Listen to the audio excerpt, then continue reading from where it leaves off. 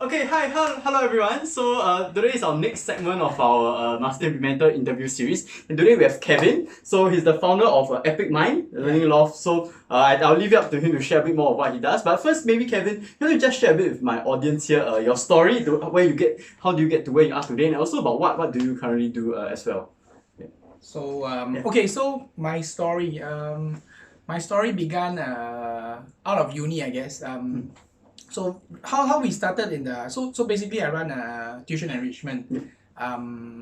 So do I look at the camera?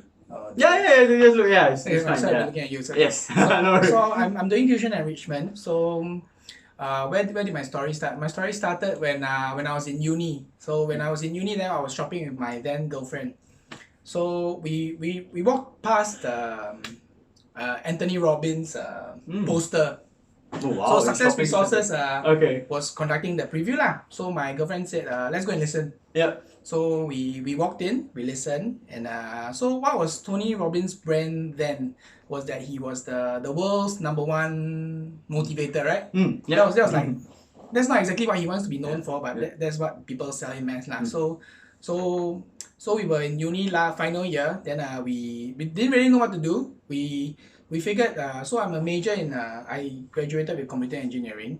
So I figured that shit, I can't compete with the kind of the Indians and the Chinese because we are generally quite slack. So very hard to outcode them in any way lah. So we're like, oh no, die after graduate, what to do? So my girlfriend, now wife, said this guy, if he's the #1, so if he cannot motivate us, then we are screwed lah. Right? So then we went in, we sat for the preview. Then the cost was like I think it was like $1,500, $2,000. Okay. So imagine that we were fresh out of uni, or we were going to graduate, and then we had no money lah. We had not much money lah. So thankfully my wife gave me support. Okay. And he said, let's go and whack lah. Yeah. So it was 2005. So I must dare say that I attribute a lot of my journey to Tony Robbins. So that's how we got started. And then after I finished my uni, I didn't really know what to do. So I said thankfully I had pretty supportive parents, and I kind of enjoy my math. So then I started giving tuition from home. Yeah. So when you started, so at first I assume I started doing a bit part time or even during university, or do you straight out of graduation you decided I'm going to teach math as tuition as my career? So how did the decision to do teaching math come about? So I think now that you prompt my my memory, right? Yeah. I haven't thought about it for a long time. Yeah. So when I was in uni, I enjoyed math. So after Tony Robbins, then we became like seminar junkies, no? So the next guy we were introduced to is naturally Robert Kiyosaki. Okay. Right. So then we went to play cash flow and that kind of thing. Then we knew people from the scene, and then I didn't really want to be in the the E quadrant. Yep, the employee quadrant. So I was not a big fan of the E quadrant. So I said, crap. So what are my strengths? My strength is I enjoy math lah. So I have a lot of patience, and I think I can coach lah. So what my first step was to go and try relief teaching. Oh, okay. So you started with relief teaching first. Okay. Yeah. So my wife then was with MOE, so she was teaching in secondary school. So thankfully through her I got a relief teaching job. So having taught for 3 months, I realized it wasn't my thing. Okay. Because there was a little bit too much red tape, and I was not a big fan of coaching 40 kids, and I had to conform to, of course, what's that? Workwear. What do you call it? Oh, like how you dress and whatnot. Then I didn't want to do lesson plan for the sake of lesson plan. I want to teach how I want to teach. You know, I didn't want to just. I didn't want to do stuff for other people that made no sense. So I figured, so thankfully through there, it started off with a couple of kids. Okay. So a couple of kids knew that I was teaching tuition also. Okay. So I think I was a bit sorry, cut you a bit, but that's a bit curious, right? So what made you like, because I think some people, especially like people like my age or this time, right, they're a bit afraid of taking the jump. So let's say I would suppose on some level relief teaching is a pretty stable role, even though you didn't really like it, it kind of provided some form of stable income. But if you were to jump to like giving tuition, right, then the income might be a bit more unstable, or like might not be so certain about how much you earn. So what made you like say okay, it's okay, I'm going to take a leap of faith to give tuition and quit my stable paying job? Yeah. So coming back to that, again he jogs my memory now because I'm not too prepared for this. Yeah. So to be what Tony Robbins taught me was a very simple thing, was to be motivated by pain or pleasure lah. So I felt it was more painful to go to school, appear at like 7 o'clock, have to dress up, wear the stuff that I didn't enjoy wearing, and then do the stuff that I didn't want to do. So use kind of have to use the pain pleasure thing to kind of motivate yourself. So along with that, then I was staying with my parents. So that's where I started out, and we didn't have internet then. So quite sad I don't have photos of my earlier. Back then. So quite sad. But so to answer your question, you just have to figure out which is more painful for you. Right? The long term or the short term. So you really like thought through like, well, if I were to stay here, yes, it's stable, but I would definitely like I was of some form of regret in the future. It would be a lot more painful if I would stay for a long time, and which is why I decided to take the leap of faith to join, as in to conduct tuition for by yourself instead. Yeah, correct. So pain pleasure lah, simple motivation. Pain pleasure is one concept taught by Tony Robbins. So any of you not sure about Tony Robbins, feel free to Google him. He's coming to Singapore, I think, for the second time in like maybe 10 years in September. So that's something you can check out. And must go lah, huh? Must go. If you have nothing to lose, then then go. And I don't think it costs $1,500 compared to what you paid that time, so it's a bit different. Okay, so then moving forward, so when you started conducting tuition, how did you like get your first student, or like how did you get started initially when nobody knew you? What are some of the things that you did to grow? Because I think now so far you've taught about 8,000 students, right? If I'm yes. So how do you get started? How did I get started? So how did I get started was okay. So I think now that I think about it, before I taught in school, I was living with my parents. So they stay in a terrace house. So thankfully I didn't have to rent. But it was super ulu. So I stay near Amokui Camp. Do you know where that is? No idea. Amokui Camp is anyway, it's just off Yio Chu Kang. Super ulu. Okay, wow. And so what I did was then we didn't have social media.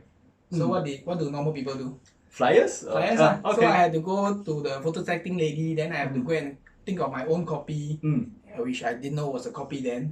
So then I have to go to the nearby condos and start giving it out. So really going like door by door, like just letterbox, you know. So so just did it over a pass of so it pretty much so of course I'm very thankful for supportive parents, because imagine they pay for your university fees.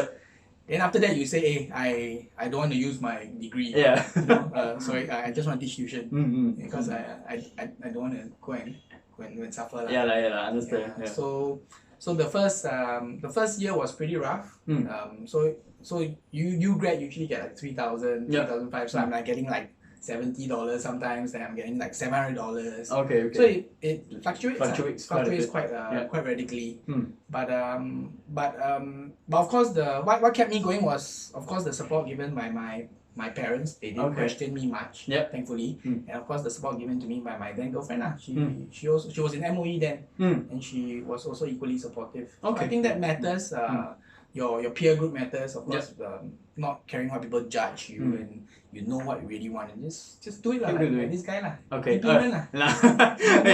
So I guess then the first year was tough because like people didn't really know you. You had to keep going. You had to keep like giving out flyers, brochures. So was there any time when you realized that actually it's doing a lot better, it's doing pretty well? Was there anything that happened during that period of time? Because I guess after a while there might be a lot of word of mouth, or like your customers might start coming in. Was there any time when you realized that hey, actually it's doing pretty well now, or like So I mean, you just keep doing, you just keep having to wake up, and then you realize, hey, there's no one, then you gotta go and give flyers. Yeah. So what what kind of got me started was the relief teaching lah, to be honest. So I went into relief teaching and I didn't teach math. So I was offered a math position. I didn't teach math because I figured the kids need to know about what Tony Robbins taught. So they need to know about the belief systems and whatnot, you know, to start with. If not, then they need to understand that. Then it would finally hit them in academics lah. So I always believe in mind over academics. So if I can, if we have only one problem now, it's the mind, right? So if we can change the mind, we can change anything, right? So I went in there for like, I think I did like 3 weeks of relief, and I didn't started off coaching math. I started off coaching mind. So I taught them about belief. I taught them about what's a belief, how you find certainty, human needs, and whatnot. That stuff that I learned, which I feel important. Okay. Yeah. I think it's great because I would suppose like a lot of the tuition agencies, they won't really focus on personal development because it's not something that's that parents really expect tuition agencies to be the one doing all this, right? So when you started like using personal development to coach the students as well, was there any like interesting stories or feedback from parents that happened over the past many years that you have done so? Over the years, I think I've been teaching about 15 to 17 years. So to be very honest, I've enjoyed quite honeymoon. So now that I think about it, I didn't kind of execute it at a scale as I would like it because I was fear of being judged by parents and the students. You see, so like the parents pay you to do well in math, right? And then you suddenly teach them mind. So sometimes there's a bit of incongruency because it takes a while to influence their values, and it's a long-term game that we are playing. So most of the parents now, even over the past years, sometimes a bit more myopic. They think that they're getting a magic pill to eat, and so they, when they don't see results in the first 3 to 6 months, then that's it. You know, but of course, having thought about that, I think it's of course having to communicate to the parents that this is a long-term game that we are playing. And of course the strategy behind it lah. So all this, we're still growing. I've only so there was a lot of fear of judgment, I guess. From parents and of course from the students, like, hey, you're not certified, right?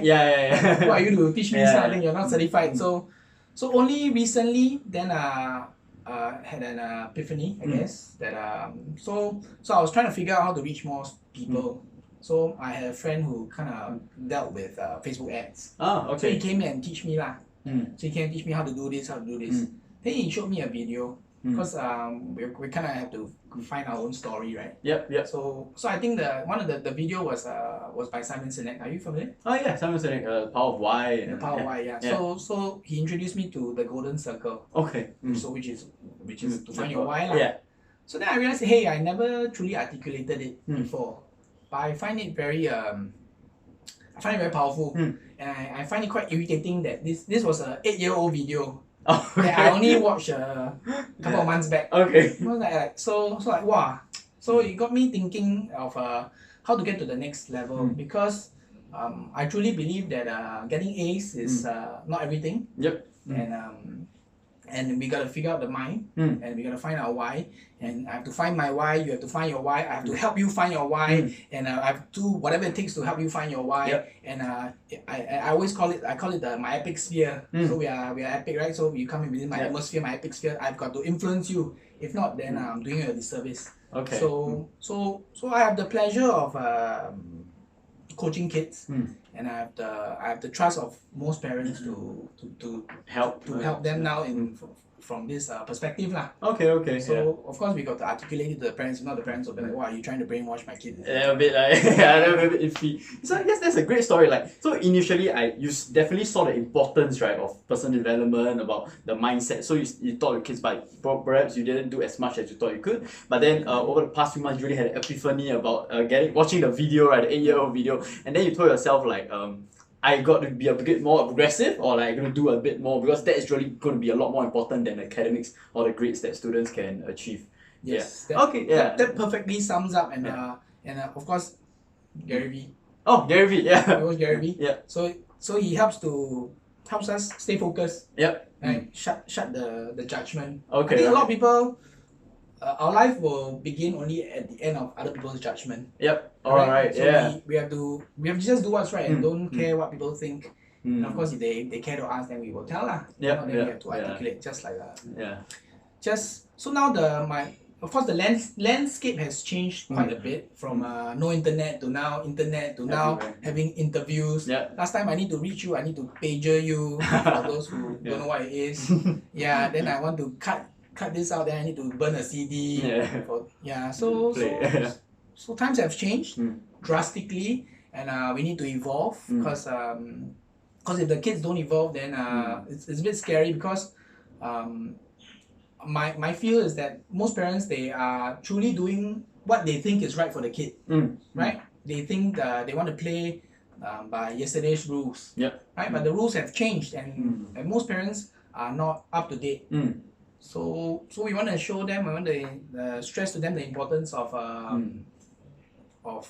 it's not just grades, it's about connections, about your own skill sets, soft skills and whatnot, and finding self-awareness, is finding who you are and what you are truly passionate about. So Anthony Robbins has always been around, been my role model. Okay. My role model. So and then my wife did ask me like, if I don't want to teach, then teach math, what do I do? So I told her, I thought, give it some thought, like shit, this is a tough question. So I want to be Anthony Robbins. Oh, okay. Anthony Robbins for kids, right? Anthony Robbins for kids, Anthony Robbins for, I think it's necessary everywhere. For sure. Whether kids or not, it's just finding the correct context to reach the correct people. So we've got to think of how we wanna do it. Okay. So these are things that are on my mind. Okay, yeah, I think it's really exciting times because I think that's something that a lot of people, like a lot of adults, I think, are getting into the space, but not so much for students or kids yet. Yes. So I think that's definitely a space that will be really drive massive impact for our students, right? So I guess just a quick question, right? So if there were like the top 3 lessons you had to, like right now, if you think of top 3 lessons you had to share with students, so I guess your general age group for your students is roughly how old? So I teach mostly the secondary school kids. Okay. Which is about 12 to 16. 16. I have JC also, so 18. Okay. Yeah. And then I have I'm quite thankful for those even after JC they come back, they still remember me, they come back and visit. Oh, okay, that's nice. Yeah. So they still come back. They still come back. They still listen. They still They still give a crap lah. So they come back lah. So this is my audience lah. So the top 3 lessons you will have for like any student that might come in, like the 3 most important things you think that they should understand or at least be aware of. So top 3 I think it's the ability to dream. Of course, in order to dream or to want something, you must be exposed to it lah. So of course, exposure is everywhere now. Now it's a bit shallow to talk about money, but money is sometimes a good starting point because it gives the children some context, right? Right. So now you gotta go. So what I tell my kids is you need to dream. So how do you dream? You want to be visual about it, right? So long time ago when we attended courses is to build a vision board. So how do you do a vision board? We had to go and buy her world, 8 days, then we build a big stack, then we go and then we put the vision board, right? But now the pictures are everywhere. So all you got to do, I tell my kids, is you go Instagram. So you hashtag, right, the travel or billionaire, then you, although it's a bit shallow, you start somewhere lah. Okay. You take the picture, then you can print out, then you can cut out, you can put it as your wallpaper, or you can collage it. You know, it's a start. So to want to dream. To want to dream, because 9 out of 10 of students that or rather the teenagers I ask about what do you want to do or where do you see yourself, they say I don't know. And that's the problem of having too much choice, right? Right. My time was engineering or your craft. So 9 out of 10 people are engineers, but now the landscape has changed, so we need to change the rules. So the ability to dream. Of course, one of the reasons why I'm here is because I was inspired by him. So he's coined the master implementer. So, and of course, I knew him through Rash. So if you don't know who Rash is, you can check him out in Rash. So So he shared with information or implementation over information, right? Okay. So we are all bombarded by information, right? So of course, how do we get to the next step is to start implementing, start executing, right? So that's how we have a taste of whether we want this thing or not, or whether this is for you or whether it's not for you. And just try. And I have 2 kids of my own. I always tell them, you try once. You want to eat this, you try 1 time, try 2 times, maybe try a few more times. Then if it's not for you, then okay, it's not for you, but at least you tried, right? So now just why am I doing all this is my own selfish desire sometimes for, because I'm worried about I have 2 kids who are 2 and 4. So over the past 8 years, the landscape has changed dramatically. So when they grow old in another decade, it's gonna be even more crazy, right? Right? For sure. So my own selfish desire is to, of course, prepare them for the future as much as I can as a parent, because I believe all parents want the best for their children. Sometimes we just don't know the ways to reach them, how to build the rapport, because we just live in a different world, right? So to recap, it will be the ability to dream and to execute on your dreams. That'll be the third one. The third one would be I think we mentioned about it.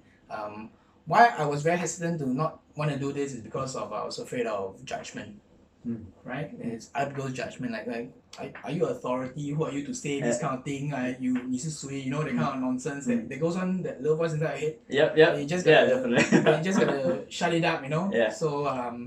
So all these things are, so you wanna be free. I think what we are working for, everybody in general, is for freedom. Be it time, money, or right? It's just freedom in a very, very general sense, to do what you want, when you want, and how you want to do it. Just your way, right? You want to do it your way.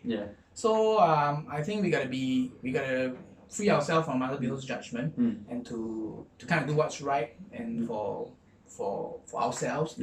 And of course, only when we save ourselves, then we can save other people. So I think these are the 3 takeaways that are on top of my head right now. I think those are top 3 damn good lessons that not just like young ones, like even though for those of you watching should even like we are adult, right, you should definitely take away. So really, first one is to have desire, right? Then secondly, to implement what you do, and then thirdly, there's a bit, I think, on the more emotional level, right, which is really to not be afraid of judgment, to just do the things that you believe in, right? So those are really damn good takeaways, not just for kids, right, but even for adults as well. So then moving then to your students, right? So you have been through about 8,000 students, you have met, I guess, most of them, some of them came back. So from your experience or observations, right, I'm sure there have been, over the time, there have been some students that they go for the same class, they receive the same information, right? Then some of them might achieve super like great results, but some of them might not be able to achieve the results that we want. There's a bit not as good, right? So any like observations on the habits or the mindset of those students that you find that might achieve a lot faster or better? So from your experience and observations. I guess it comes down to parenting. Environment. I'm also having the struggle of how much adversity to give my children, no? So I know that if I over pamper them too much, then my mother-in-law loves them to bits. So there's a struggle. If we over pamper them too much, then they lose the hunger, the desire. So just I think family influence, family is important. Of course, your peers, but largely it all begins at home, lah. So I think parents need to lead the way. So parents need to listen. Parents need to lead the way, right? So the parents need to communicate. So sometimes some parents pay me money, you know. So they pay me money. Of course, I want to deliver the value. Right. But then they think it's all in my court, you know. But no, we gotta play. We gotta communicate, right? We are a team, right? Because I always tell my kids that what I say is will lose what mommy tells you. You know, your mommy just want you to do okay. I want you to do damn well. So which will you prefer? And just do okay, right? Yeah. Because mommy says so, mommy pay the money, mommy says so, then she's happy. I'm just here to satisfy her, right? So I think it comes with the message from home, and of course you want them to aim higher, and then of course you want to provide them the tools and the environment to do it. So coming back to that, there are a lot of people who go into schools to teach mindset. So I believe largely why they do a very good job. But we all know from going to seminars that we get a high for the next couple of weeks or months, right? Then suddenly it wears off. So this is I think this is common in even in secondary school. So I find a way to sustain it is of course your environment and your peers that you hang around with. So I'm trying to create a culture where the children have no fear to just speak their mind and to go and expose themselves to stuff, to really just figure out the world. You know, just figure out the world, and of course at the end of the day, your parents must trust you. Then it's a lot of communication that's just a lot that's important, that begins at home. So the culture environment, I guess, is something that's really crucial for students or even like anyone that they want to achieve what they do. So the people around them, the family, and I like to always add in, it's sometimes not just about the people that you hang out with, it's about the things that you follow, the pages, the Facebook friends that you follow, the YouTube channels, the Instagram pages. It's your digital environment is extremely important as well. So I think culture environment is very important. So I guess then now moving on to my last question, right? So we always like to ask my interviewees, right? So for example, now, right, today you lost all your money, your networks, your reputation, your resources. So let's say you lost everything, but you're still in the city where there's still Wi-Fi connection, there's still going to be a roof above your head and all. What will you do in the next 30 days to not only to get to where you are today or to achieve what you want, but even to bounce back even higher? So what are some of the things that you would like to do to make sure that you can get to this level, to where you are right now? 30 days. Yep, 30 days. Nothing left. Yeah. Okay, my passion has always been in mathematics now. Okay. So in Singapore context, mathematics is people need to understand. It's a problem solving skill, it's a critical thinking skill, right? So of course I could have to re-pedal my wares again and maybe approach schools and bite the what do you call that? The bullet. To the humble pie lah. So now, bear in mind that I'm this old now, is it? Not like I'm them so today. Today. So I guess all schools are looking for good coaches. So we have to keep trying and knocking on doors. I think we need to start somewhere. So of course to get in to build the base. And so that's to get started. Of course, get my foot into some schools, and then of course build my income slowly. And then of course now that I've a newfound passion for mindset, personal development for kids, right? Then I'll slowly branch out. And I think it's a lot easier to do when you're in the school. So it gives you you do a CCA of sorts, right? So so really getting into those areas where it's easier to get open doors, and then from there to build up your income, to build up your brand from there. That's a wonderful thing. So so I think it's the very last thing, right, is we just share to my audience here, right, is how can they find you, or if they're interested to send their student to you, like where can they like contact you, and or just to share with my audience here. Okay, so just to be, I used to hate Instagram. Wow, but now you're very active. Very active. Because I find the need to speak the same language. So a couple of months back, I had to pick up Instagram. So I had to go and create my Instagram account. And so of course, which is why now you can reach me at EpicMind SG. Okay. So that's how I want to build rapport with the kids. I want to spread the message to the kids that a lot of parents don't want their children to go on social media. True.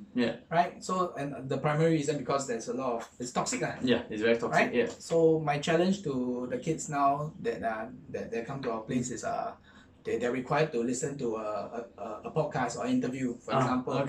And then they are required to craft take a quote out of it, which is the mindset. Yeah. Which is so I'm on a project MAD lah. MAD, right? Okay. So they learn a mindset. Yeah. So mindset takes us. It's good lah, but it doesn't give us result, right? Yeah. So we need to, like what he said, you need to take action, right? You need to implement, right? Yeah. So A is for action. So they need to so for example to listen to more useful podcasts so that I can be a better person, for example. And then it comes with a picture.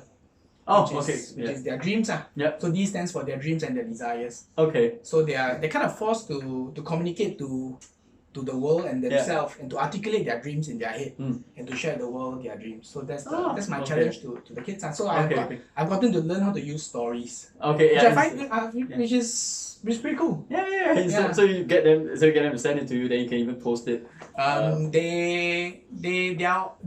Some of them are shy lah. They either create a new account or if I'm able to influence them, then it's to share their message to their friends. Because you never know who else needs it. You just have to do good to that one person.